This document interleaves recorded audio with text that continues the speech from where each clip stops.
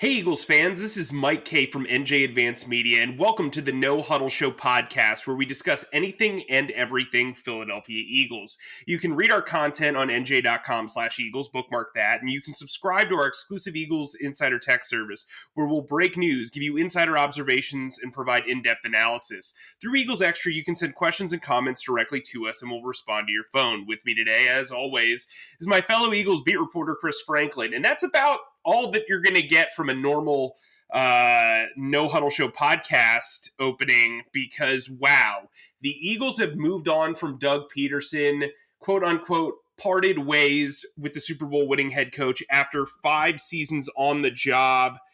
This one is going to leave a sour taste in the mouth of a lot of fans. Some fans wanted to see the change.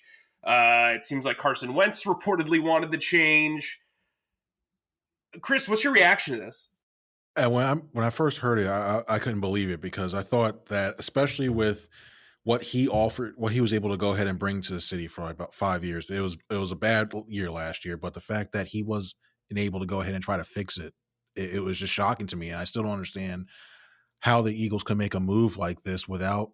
I mean, why didn't they give him one more year? I mean, if I'm a coach looking at this position, I'm looking at the salary cap's crap.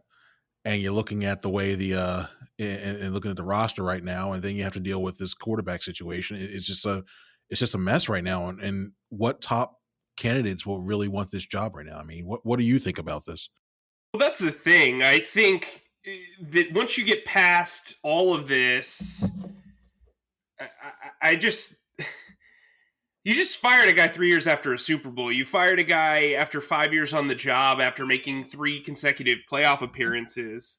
Like, it's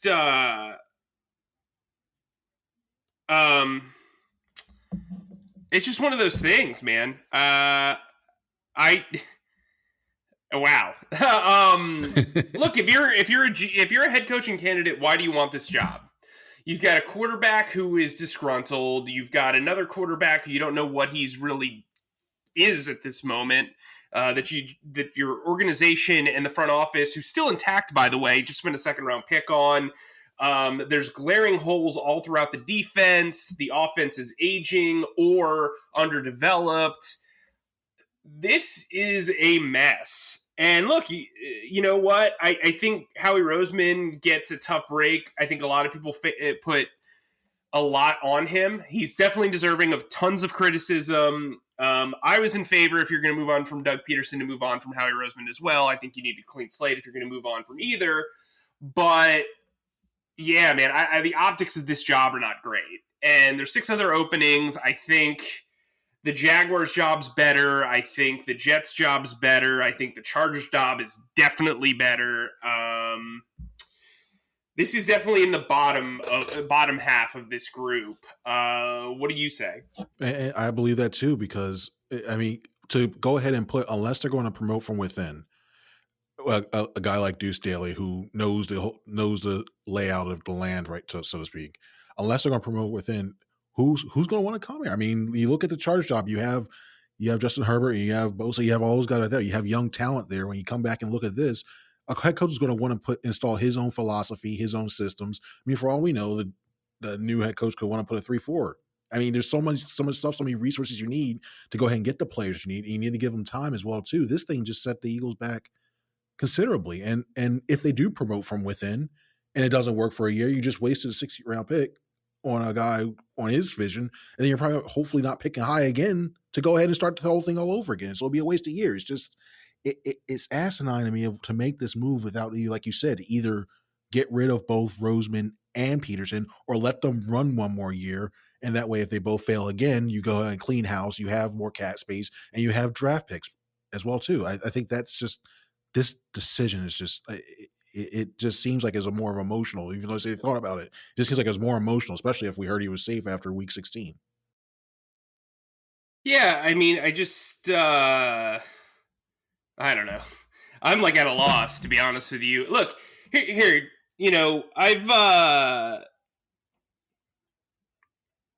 been very frank in saying that the Eagles needed to decide between Doug Pederson and Carson Wentz. I don't know if Carson Wentz is still here. even after this move. It seems like the team is headed for a major reset. They're not going to be good for a while, in my opinion, just based on the makeup of this team. This feels like a complete reworking on the way, and I'm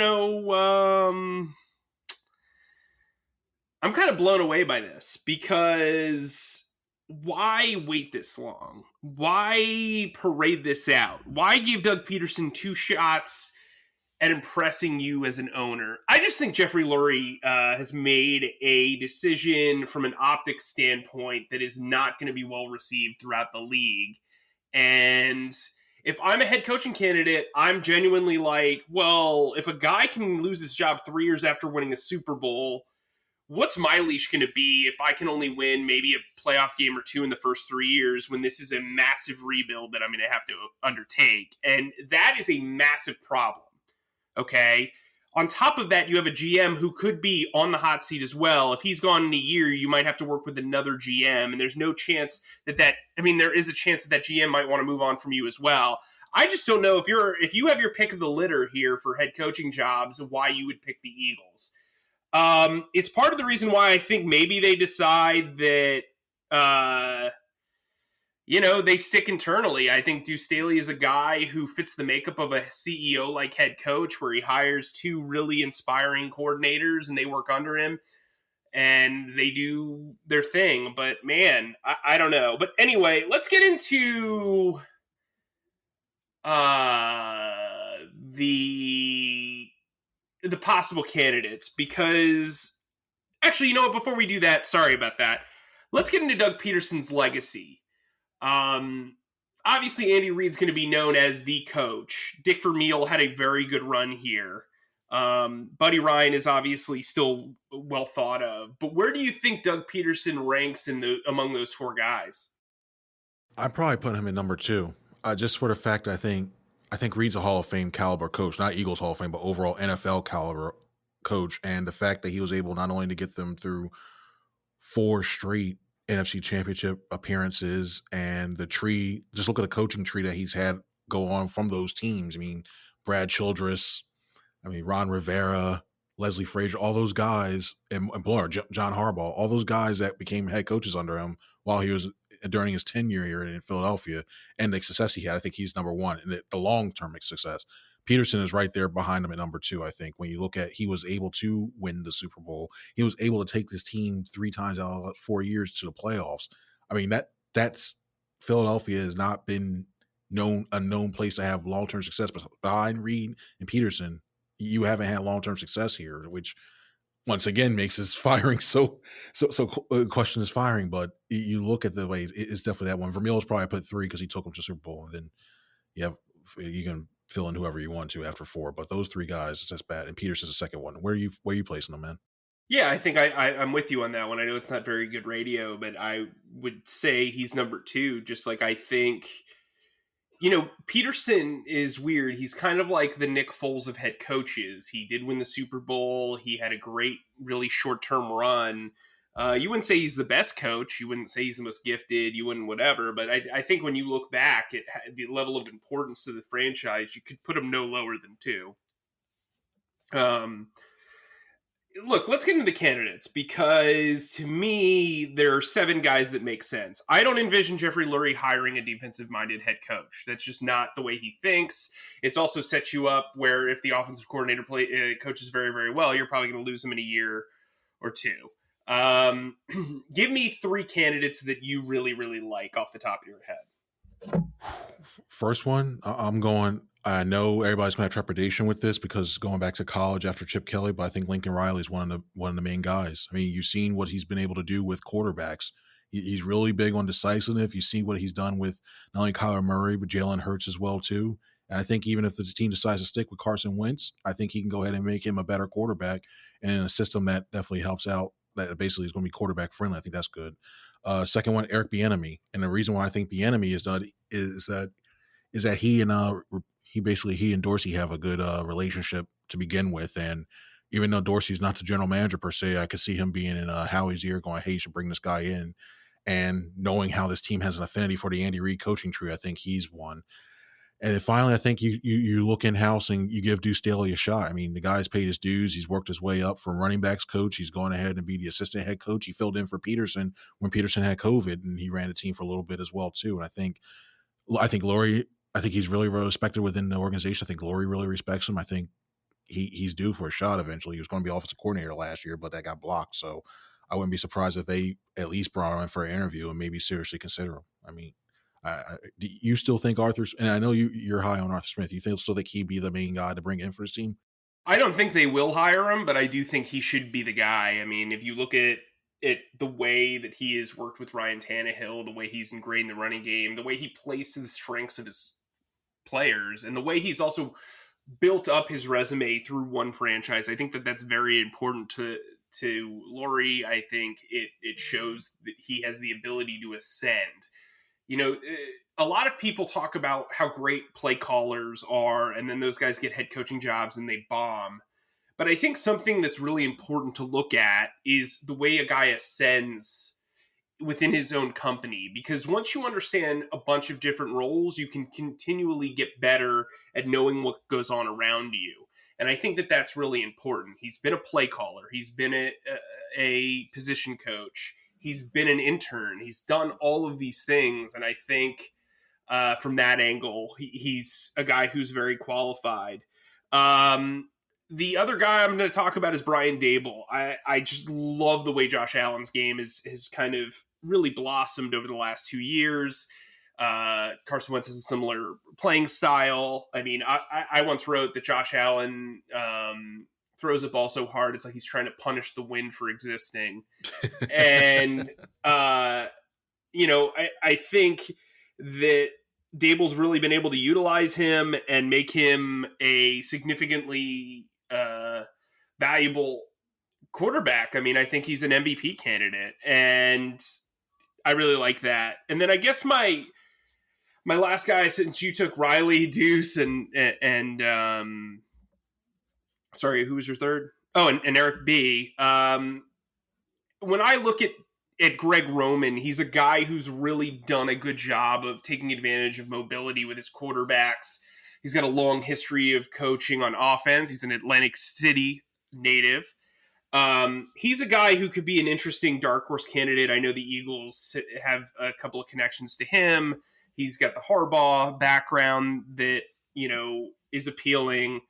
He'd be interesting if the team decided to move forward with Jalen Hurts. So those would be my three guys. Look, I think a guy like Jim Caldwell makes sense. I know that's not going to really excite anyone. I'm all aboard the Deuce train if that's weird phrasing. Sorry. But I'm,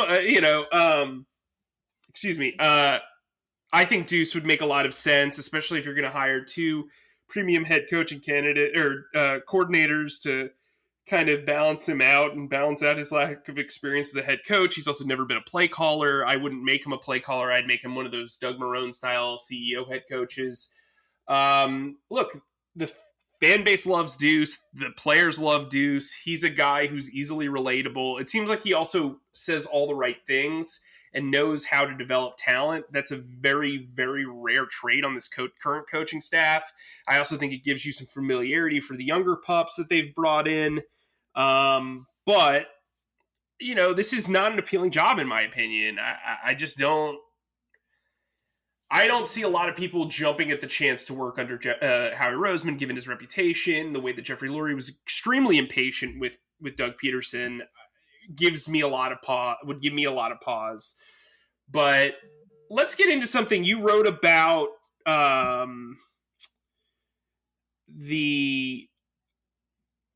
You wrote about the way this could impact Carson Wentz. Let's talk about that. What are your thoughts? Well, I think this definitely skews favorably in a lot of in Wentz's favor. I think when you look at the decision that was made, apparently with all the reports going that he wasn't getting along with Peterson.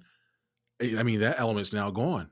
And without Peterson around there, I think it means that Wentz is more likely to come back. And I think, if anything, I think personally they're going to still keep both of these quarterbacks. But you know me, I tend to think they're going to run it back no matter what. But I think they could, if it's potential, they could move on from Hurts as well too to try to get whatever they can for him. I think that depending on the offensive mind you bring in, I think they're going to go. I really think Lurie believes, especially with all that money they invested in him. I think that Lurie really believes that he can fix them, and I think for the Eagles' sake, I think it makes more sense to go ahead and make sure they fix them because you invested all those draft picks in order to get them, and then you also had to pay $34 million coming up next year, even if it was on a team or not, even if he doesn't restructure. So I think they're going to try to do whatever they can, exhaust whatever resources, whatever minds they can bring in to go ahead and try to fix this. I mean, do you think? Here you go. Do you feel as if Wentz is going to be back, and if not, would you still continue with Hurts even with a new new coach? Excuse me. I'm sorry. Repeat that. You cut out. Oh, sorry. Do you feel as if they're going to be bringing a new coach? If they bring in a new coach, they're going to return with Wentz, or would you still stick with Hurts? I think it depends on what the head coach wants to do, right? I would keep an open mind. I think, the Eagles are going to get this reputation as a brass where they really forced a lot of things on Doug Pederson, and that's part of the reason why this didn't work out. If I'm hiring a new head coach, I've got to be open-minded about what this, I've got to have an open-minded process with my bosses. And so I think that that's critical. I just think that if you're going to do this, which they are, you've got to keep an open mind to what the coach wants. You can't force a quarterback on them. And look, if you're all in on Carson Wentz, you're going to have to look for a guy who's all in on Carson Wentz. I don't know if that's going to be an easy find. It might be. I mean, look, he's a former second overall pick. He's a talented player. He is redeemable in my opinion. But when you look at this thing from an overarching standpoint, you have to feel comfortable with ownership and the general manager not getting too involved in how you build this team. You want to feel like you're getting a fair shake. You want to feel like you have as much say as possible as a head coach. And if I'm going into these meetings, I'm saying, look, this is the staff that I want. This is the quarterback that I want. Here's what I think about Wentz. Here's what I think about Hurts. And then you move from there because everything's happening fast and furious right now because they waited a week. If I'm the Eagles, I'm trying to set up my next head coach to change the narrative and change the process and the perception around this franchise. Enough meddling, enough, forcing guys onto the coach. It's time to let the next guy really, set his mark on this franchise. That's a good way to put it. It's a good way to put it. They really do need to go ahead and make sure, and I really hope they don't meddle in this one. Because you gotta let a coach be able to do what you brought him in to do. And the more and more you go ahead and you hear these reports saying that Peterson just had enough of being told that what you bring in, like it's not Madden when it comes to NFL, and a lot of these owners have to realize that. I mean, I know they're investing a lot of money in, but they hire these guys in order to go ahead and do the best jobs they possibly can. So I hope it's not the case where Lurie's going in, butting in, saying, "Hey, I need this guy, or we should make this move." And I think Roseman needs to rely a little bit more on Dorsey's experience and what other people have told him. But they have to let whoever comes in next, let them do their job. They just have to. And I think that's a good spot to kind of end this on this emergency podcast. Remember, you can sign up for Eagles Extra at NJ.com/text. We're doing weekly Q&As on Fridays. They're exclusive, and you can ask me as many questions as you want. You can also download the No Huddle Show podcast wherever podcasts are available. For Chris, I'm Mike. Hopefully we'll have some news for you soon. Another emergency podcast on the way. You've been listening to the No Huddle Show podcast. Thanks again for tuning in.